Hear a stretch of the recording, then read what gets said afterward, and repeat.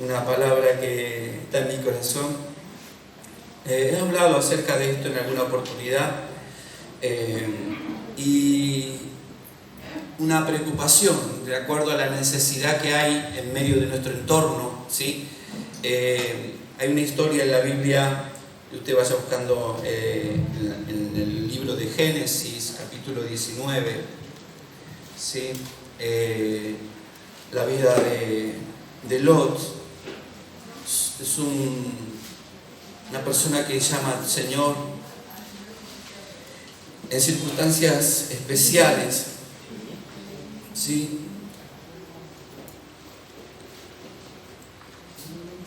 La Biblia nos viene marcando ahí en el capítulo 18 que Abraham estaba intercediendo por una ciudad. ¿Cuántos estamos intercediendo por Vilanova, por la zona del Garraf, por los pueblos aledaños, ¿no? Junín, ayúdenme, Calafel,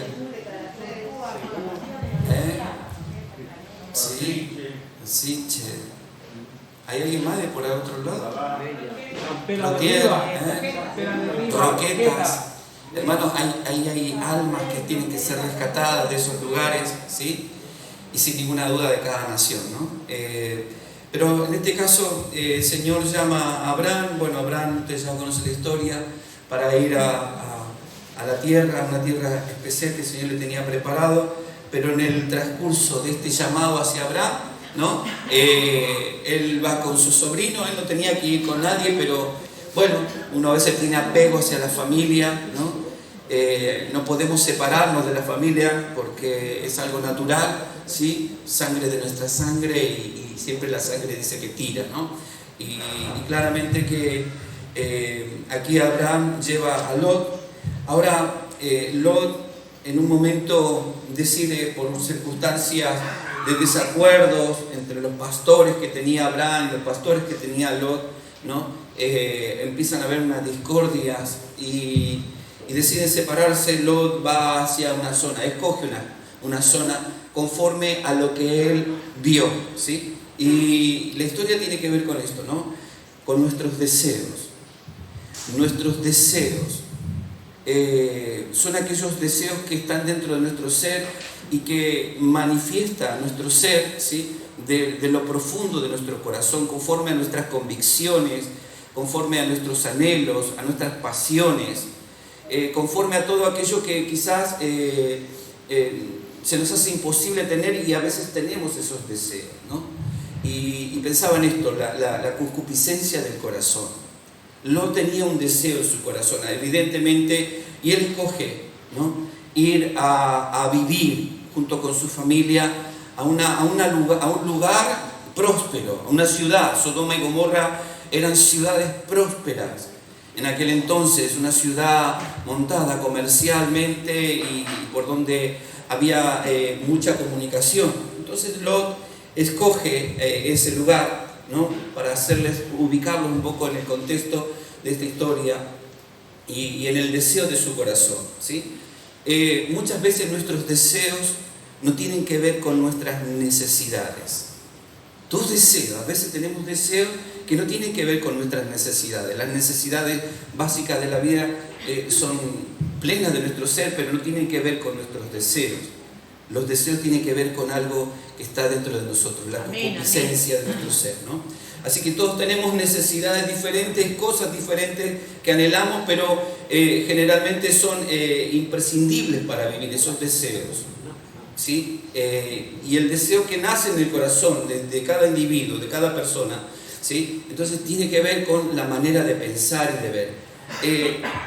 La Biblia dice en Santiago, capítulo 1, 14, 16, dice: uno es tentado cuando se deja llenar por un mal deseo que lo atrae y lo seduce. Estoy leyendo una versión diferente, me gusta por la explicación que tiene. Dice: uno es tentado cuando se deja llevar por un mal deseo que lo atrae y lo seduce. En segundo lugar, fíjese la secuencia que Santiago nos da. En segundo lugar es: luego el deseo malo da a luz el pecado. Y el pecado, una vez que ha crecido, conduce a la muerte. No se engañen, mis hermanos amados, dice esta versión, ¿no? Entonces, esta secuencia, los deseos van a llevarnos muchas veces a tener justamente, a manifestar cosas que están dentro de nuestro ser, ¿no? Por eso es muy importante, para entender la diferencia de los deseos, ¿sí?, y de las decisiones que tomamos nosotros en la vida. La palabra decisión determina. Nosotros, cuando nos decidimos, determinamos nuestro futuro.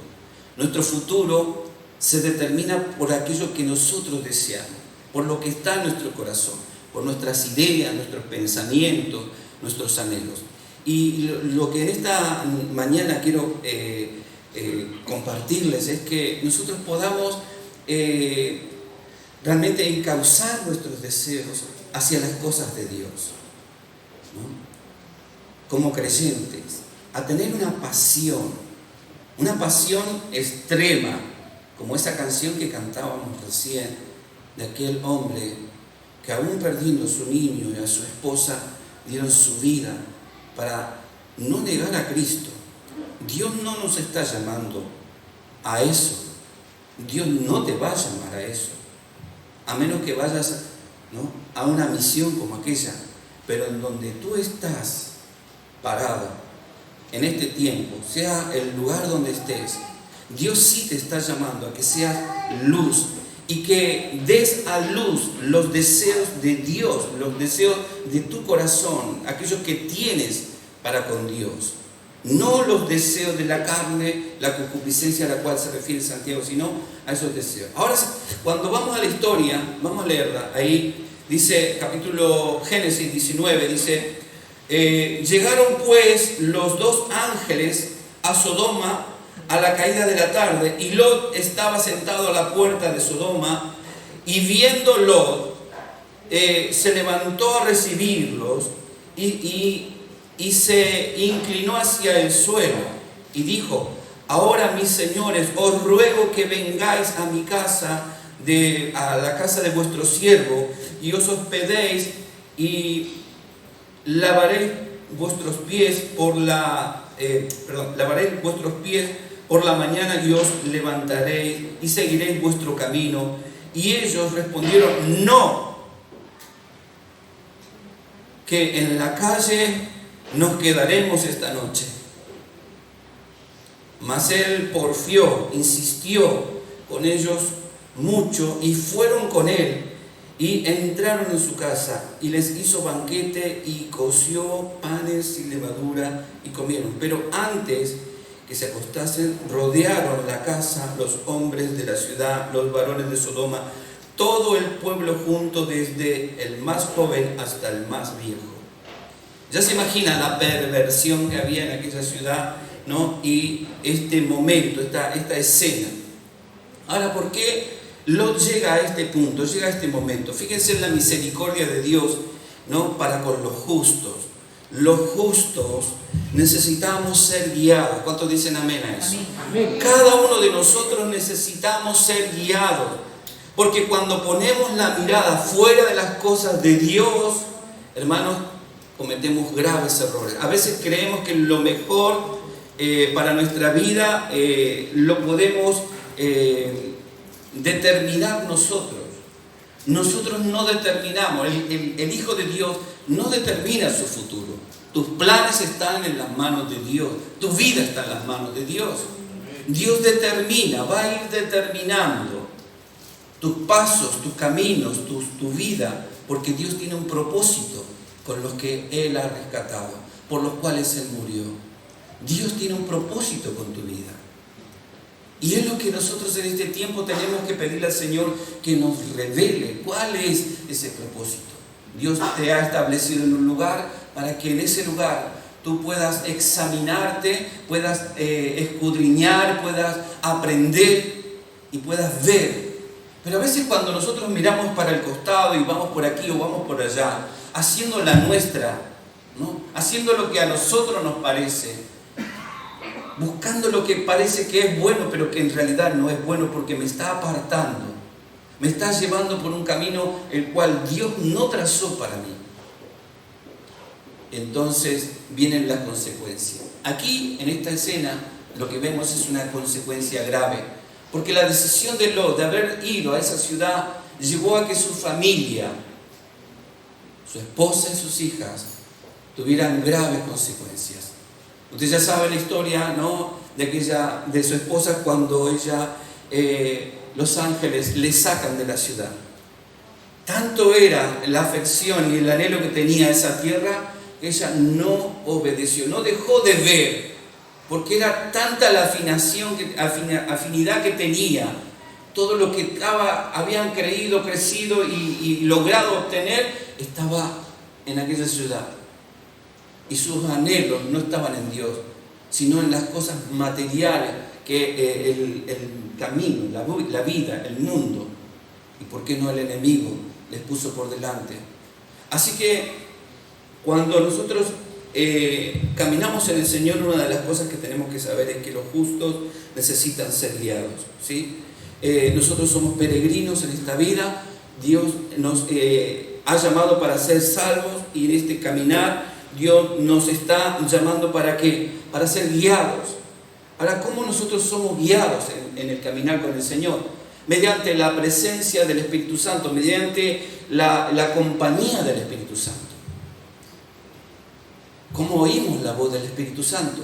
Dice que la palabra que Dios habla por medio de las circunstancias, Dios nos habla por medio de la iglesia, Dios nos habla por medio de la palabra de Dios. Yo no sé qué has estado oyendo en este tiempo de parte de Dios. ¿Cómo son tus circunstancias? ¿Qué estás viviendo en este tiempo? Es muy importante que prestes atención. En medio de nuestras circunstancias, Dios muchas veces nos permite pasar, ¿no?, por escenas, por situaciones donde Él quiere enseñarnos algo. A Lot se le permitió, ¿no?, que pudiera llegar a esto. Y la misericordia de Dios, pero cuando nosotros nos desviamos, la misericordia de Dios no va a dejar que tu vida se desvíe, se descarríe, se vaya. Hasta el último momento Dios va a hacer lo posible por atraerte a su presencia, por rescatarte del juicio, por salvarte de ese mal camino del cual uno mismo ha elegido. Dios envió a sus ángeles y por lo tanto, ¿no?, ahí el Señor estaba obrando en la vida de ellos. En momentos especiales, Jesús también le dijo a sus discípulos, ¿no?, en esto de obedecer a Dios, ¿sí? Lot tenía que obedecer a Dios. ¿Cómo somos guiados? A través de la obediencia. Lot tenía que obedecer a Dios, tenía que hacer cosas, y sin embargo él hizo lo que a él le pareció. Entonces, cuando estamos viendo en la palabra del Señor, una de las lecciones que le enseña Jesús a sus discípulos es que el Señor le dice: vosotros seréis mis amigos si hacéis lo que yo os mando. Amén. ¿No? En la obediencia hacia la voz del Espíritu Santo, hacia la palabra de Dios, somos guiados por el Señor. Sin ninguna duda, bueno, la obediencia nos va a llevar a un orden. La vida del cristiano debe ser justamente bajo esa guía. Fíjense lo que dice ahí en Jeremías 7:23. Lo que sí les ordeno, dice Jeremías, es obedecer. Así yo seré su Dios y ustedes serán mi pueblo, ¿no? Hablando de la obediencia, ¿no?, esto de seguir a Dios. Dios valora justamente a quienes obedecen. Justamente no valora los sacrificios. A veces nosotros creemos que obedecer a Dios implica hacer sacrificios. Dios valora la obediencia, de que podamos caminar y transitar en este tiempo, en esta vida, en esta circunstancia en la que nosotros estamos viviendo, en obediencia a la palabra de Dios. ¿Qué es lo que intento decirles en esta mañana? Hermanos, que Dios nos ha llamado a cada uno de nosotros para disfrutar de una vida cristiana. ¿Cuántos dicen amén a eso? Amén. Una vida llena de la presencia de Dios y del Espíritu Santo. Y eso implica consagración. ¿Sabe lo que significa la palabra consagración? Aquí hay elementos dentro de este templo, hay elementos que están consagrados, que de aquí no se mueven para ningún lado. El pastor lo supo decir en alguna oportunidad. Ahora, tú también estás aquí adentro. Y tú también debes consagrarte. Amén. Por obediencia. Aleluya. La obediencia no por obligación, sino esa obediencia que proviene del amor que yo le tengo a Dios. Amén. No por un intercambio, no porque Dios me dé algo voy a obedecer, no porque alguien me está diciendo, señalando que tengo que obedecer, voy a obedecer. Voy a obedecer porque entiendo a quien amo. Entiendo el sacrificio de aquel que me amó primero y por lo tanto también le amo. Y por eso le obedezco. Por eso me doy, me brindo para Dios y camino en esa dirección. Por eso somos guiados cuando obedecemos en ese ámbito de amor, ¿no? A veces creemos, hay quienes obedecen por obligación, ¿no? O por temor, tienen miedo a que ocurra algo. Sin embargo, hermanos, cuando nosotros entendemos quiénes somos, si somos hijos de Dios, sabemos que el camino, aunque se ponga difícil, el Señor tiene siempre el control. Amén. Dios siempre tendrá el control de nuestras vidas. Y esto es lo que les decía Jesús. Dice, si vosotros sois mis discípulos, entonces yo los llamaré amigos y si hacéis claramente lo que yo os mando, ¿no? Si no hacemos lo que Él nos manda, entonces estamos ahí caminando en una dirección opuesta, ¿sí? La obediencia es un acto también de fe, ¿sí? Cuando obedecemos estamos caminando en fe. Ahora, si tú eres convocado, si tú has sacado la mano del arado, o sea, no te estás esforzando por consagrarte, no estás involucrándote para crecer espiritualmente, para experimentar, porque quizás hay influencias. Yo decía recién acerca de los deseos. Los deseos muchas veces vienen por lo que vemos. Y muchas veces no estamos viendo claramente porque tenemos quizás pocas reuniones, porque quizás no tenemos al pastor X o al líder X o al ministro de alabanza X. Entonces, claro, vemos por otros lados tantas cosas como muchos de aquí que estuvieron y ahora están en otros lados. Digo, porque ven, ¿no? Ahora, Dios nos llama, hermanos, para estar juntos y en este caminar obedecer justamente en esta fe. La obediencia tiene que ver con la fe, ¿sí? Cuando yo obedezco, estoy caminando en esa actitud de fe. La obediencia también es algo muy importante que tenemos que tener en cuenta porque somos guiados para glorificar a Dios. Cuando tú obedeces a Dios, cuando tú obedeces la palabra de Dios, estás glorificando a Dios, estás honrando a Dios. Y esto es muy importante porque en este tiempo donde más sabemos que el tiempo se acerca, estamos oyendo de las persecuciones que son señales de los últimos tiempos. Jesús se los dijo a sus discípulos, Mateo capítulo 24, lean la Biblia, lean Judas, lean el Evangelio de Pedro, lean las cartas de Santiago y van a encontrar la persecución, las cartas de primera, segunda y tercera de Juan, donde la iglesia en los últimos tiempos va a ser perseguida. Nosotros estamos todavía bajo una burbuja y gloria a Dios, pero no nos podemos quedar dormidos en los laureles. Dios nos está llamando a consagrarnos y a no mirar el valle, a no mirar la ciudad, el mundo, ¿sí? Porque de esto se trata la historia. Lot puso sus ojos sobre esa ciudad, sobre el mundo, sobre el sistema del mundo. La Biblia habla del mundo en varios aspectos. El mundo como la creación de Dios. La Biblia dice, no améis el mundo, porque el que ama el mundo es enemigo de Dios. ¿Sí? ¿A qué se refiere esa palabra? ¿Al mundo en el que estamos? No, la creación, el mundo, la naturaleza, es algo que creó Dios para nosotros, para que vivamos y podamos desarrollarnos y vivir esa vida plena en el Señor. Ahora también la Biblia dice, porque de tal manera amó Dios al mundo, que dio su Hijo unigénito para que todo aquel que en él crea no se pierda, mas tenga vida eterna. Amén. ¿No? Porque de tal manera amó Dios al mundo. ¿A qué se refiere cuando dice, porque de tal manera amó Dios al mundo? amó a la gente que está en el mundo, o sea, a ti, a mí, a cada uno, a cada individuo sobre la tierra.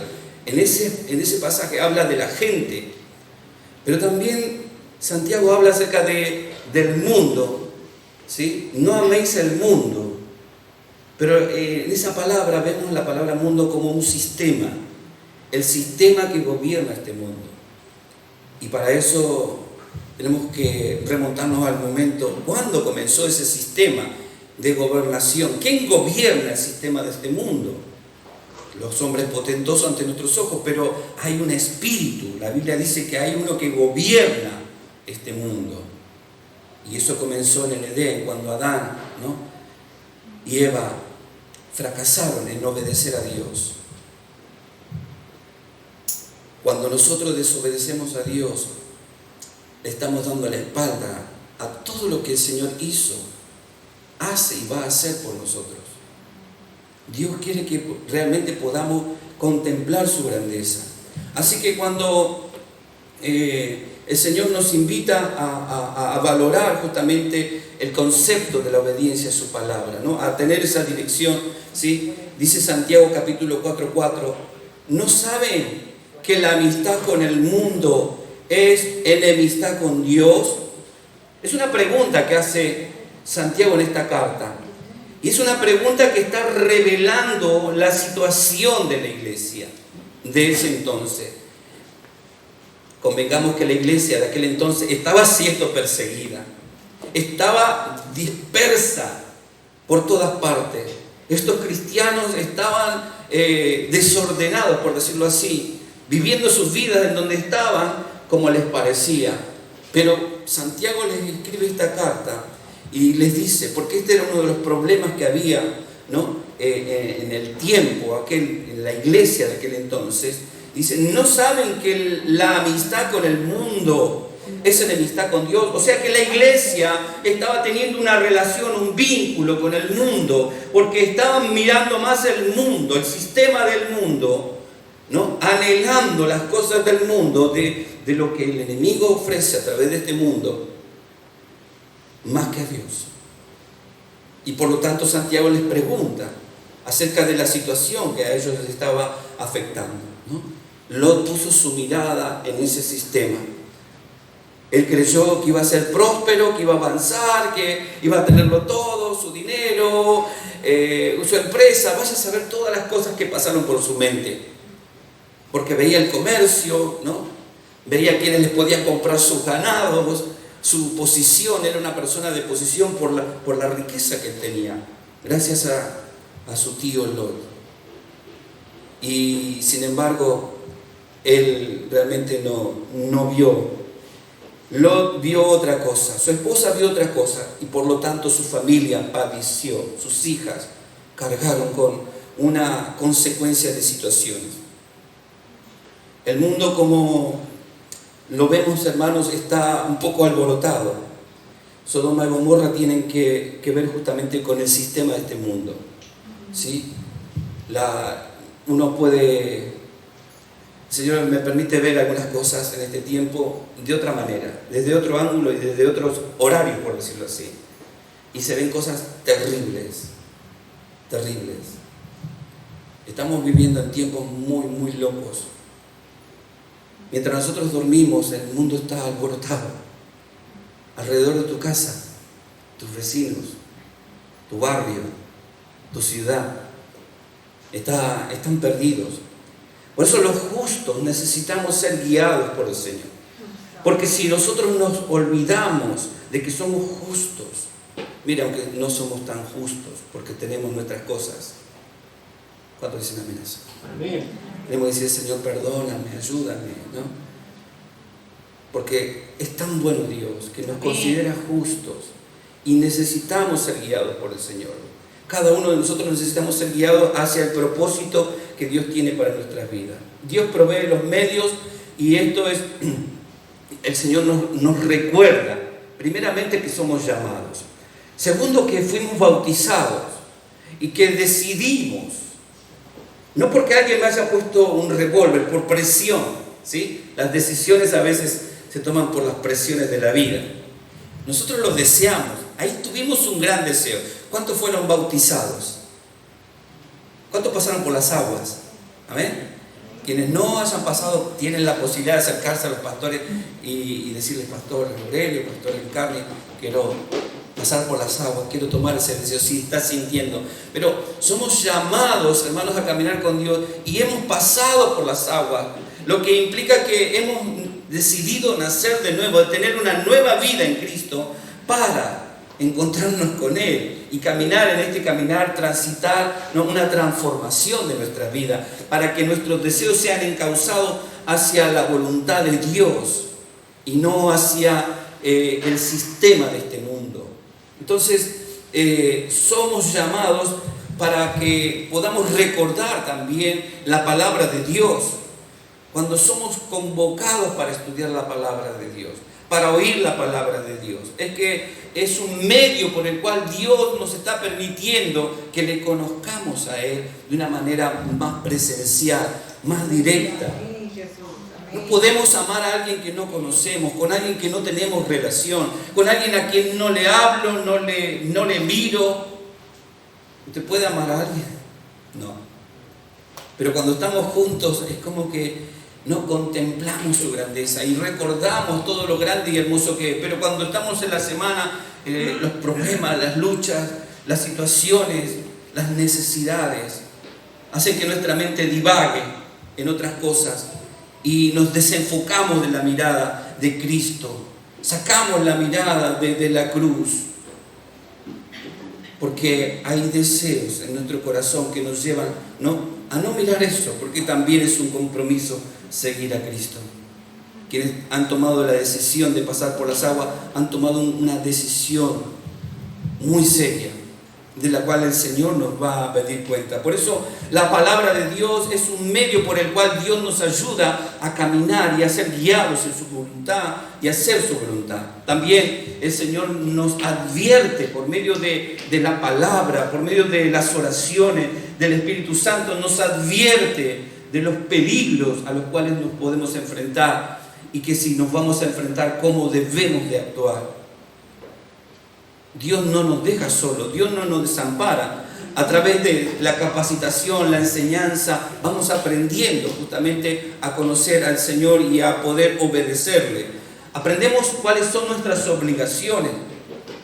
Usted sabe que tiene obligaciones como creyente ante la presencia de Dios.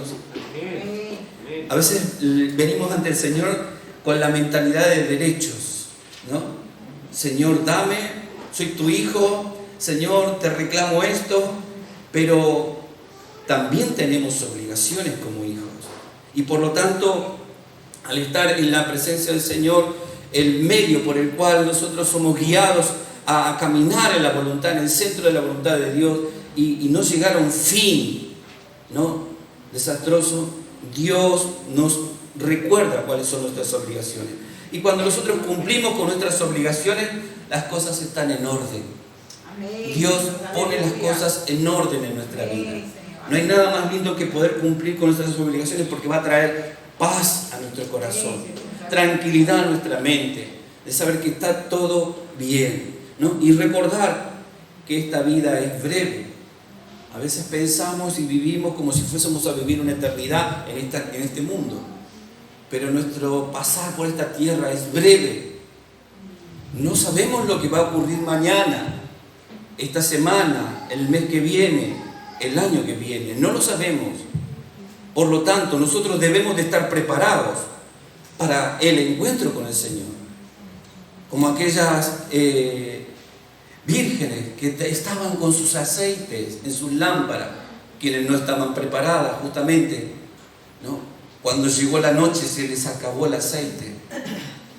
Que no nos agarre la noche, hermanos.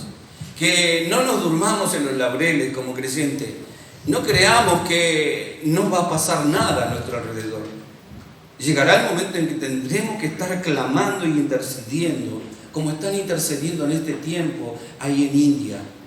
La iglesia está unida, clamando. Y eso es lo que mueve que las almas se conviertan. Cuando la iglesia comienza a ser perseguida, hermanos, los creyentes, por medio de esa presión, son llamados a estar en la presencia de Dios. Y una ilustración les hago. ¿A quién le gustaría, si usted sabe que pasa un ladrón por ahí, le daría su billetera? Le diría, ¿vos sos el ladrón que vive acá a la vuelta? Ah, vení que te quiero dar mi billetera. Justo cobré hoy, mira, te la quiero dar. ¿Cuántos tienen ese deseo? Nadie, claro. Pero si ese ladrón lo sorprende y le dice, le pone el revólver en su cabeza y le dice, dame tu plata o tu vida, usted va a tomar una decisión. Y de pronto le va a surgir, le va a infundir un deseo por salvar su vida, de darle porque va a cambiar el sentido de valor de esa billetera, de lo que usted tanto cuida todo el mes, ¿no? o trabaja todo el mes para tener. Va a cambiar y usted va a decir, sí, toma, porque usted va a preferir la vida. Su deseo es vivir. Por lo tanto, Dios en este tiempo, hermanos, el diablo está ahí con el arma y ustedes muchas veces no se dan cuenta, pero el enemigo nos quiere hacer caer, nos quiere llevar a la muerte. Recuerde que los deseos, Santiago da esa breve síntesis, ¿no?, de la secuencia de los deseos. Que un deseo, primero uno lo piensa, ¿no? Uno lo piensa, después baja aquí, lo anhelo, después lo llevo a la luz, manifiesto, y lo que manifiesto me lleva al pecado y el pecado a la muerte. Y lo hacemos por libre albedrío, porque hay libertad en nosotros. Si tenemos la libertad para poder escoger delante de la presencia del Señor y ser libres de eso, cuánto más el Señor quiere bendecirnos. Por eso los justos no pueden, hermanos, demorarse justamente por ninguna causa en nuestro caminar. Nosotros tenemos que avanzar. Las ataduras del mundo muchas veces van a llevarnos a nosotros a quedarnos en el camino. Cuando tenemos ataduras, cuando tenemos falta de conversión en nuestra vida, cuando todavía no nos hemos convertido, la falta de consagración, como decía también, son cosas que no nos permiten avanzar, nos retrasan en el caminar con Dios, ¿sí? La falta de compromiso con Dios. Ahí Lot había faltado un poco a ese compromiso que tenía con su tío, a ese compromiso de ir juntos y de avanzar. Él se apartó de eso, ¿no?, a causa de las diferencias.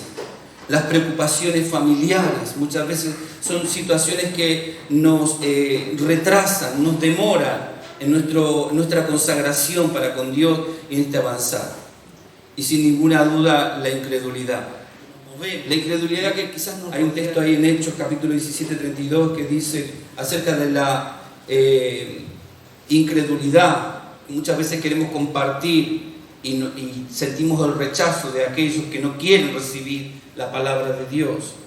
Y cuando no la quieren recibir, hay como un cierto toque de desánimo en nuestro ser, ¿no? Ahí en Hechos dice cuando en Hechos a la gente de Hechos se les predicaba acerca de la resurrección de los muertos, unos se burlaban y otros decían, ya te oiremos en otro momento, ¿sí? ¿Cuántas veces le han dicho eso?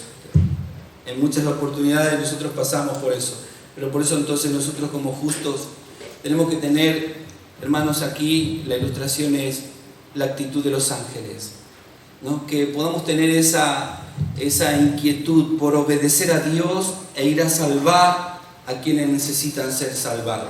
Que podamos tener esa actitud de los ángeles donde nosotros podamos ser insistentes. Los ángeles fueron insistentes, ¿no?, para con Lot y su familia. Ellos se apresuraron. Era inminente la destrucción para aquel lugar, ¿no? Y ahí los ángeles estaban insistiendo acerca de las circunstancias que iban a ocurrir, advirtiéndoles de los peligros, ¿no?, guiándolos hacia un lugar de salvación. Esa debe ser nuestra actitud en este tiempo para con aquellos que de alguna manera al rechazar el Evangelio podamos ser insistentes, que podamos estar ahí al lado, perseverando. Debemos de ayudar a que las personas comprendan, sin ser muy evangélicos, sino conociendo la palabra de verdad, ¿no? Llevando la palabra del Señor. Le decía, yo como sé que cuando uno habla de Dios aquí, insultan a Dios o se burlan de Dios. En el lugar donde estoy ahora trabajando, una de las personas dice: yo odio a los evangélicos. El cocinero. Odio a los evangélicos. Sí. Así, literalmente, y en voz alta, a todos. Y otros burlándose: ¡ay, demonio! Y no sé qué, papá.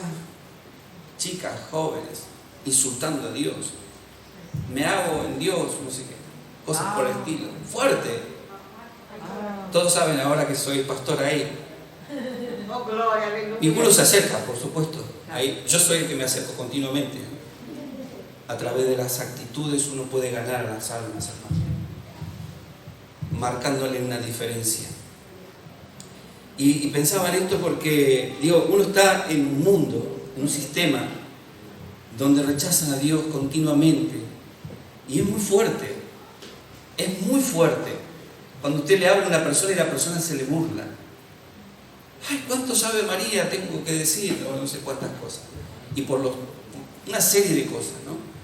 Pero una de las cosas que el Señor ha puesto para hablar de la palabra del Señor, por eso es muy importante que usted recuerde la palabra de Dios y decirle a esas personas, ¿no? Mi papá, ¿sabes qué me enseñó? ¿Sabes qué me enseñó mi papá? ¿Sabes qué me dice mi papá continuamente? ¿Sabes qué me habla? Y Proverbios, Salmos, literalmente los disparo como flecha a su corazón. Amén. Quedan paralizados, enmudecidos. Y tenemos que saber que la palabra de Dios no vuelve vacía. Dios puede hacer algo grande si sabemos, hermanos, comunicar, si sabemos decir, para que las personas que están a nuestro alrededor conozcan a Jesús. Nosotros ya le conocemos. Y tú me dirás: yo tengo problemas, yo tengo luchas, Dios se encarga. Recuerda que las circunstancias que estamos viviendo, cada uno en particular, es porque Dios está haciendo algo, sin ninguna duda, en nuestra vida. Dios va afirmándonos en el camino. Y en ese caminar Dios va a ir fortaleciéndonos. Y va a ir llevándonos hasta la estatura de Cristo. ¿Cuánto decimos amén?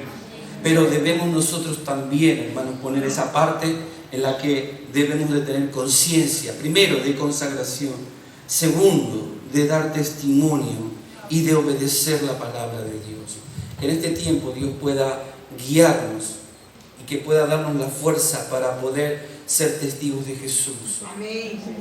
No dando la vida como aquella canción, sino hablando con sabiduría lo que el Señor nos ponga en nuestra mente. Piense que tenemos que ganar a esta ciudad. ¿Cuánto decimos amén? ¿Sí? Pongámonos de pie en esta mañana y vamos a orar.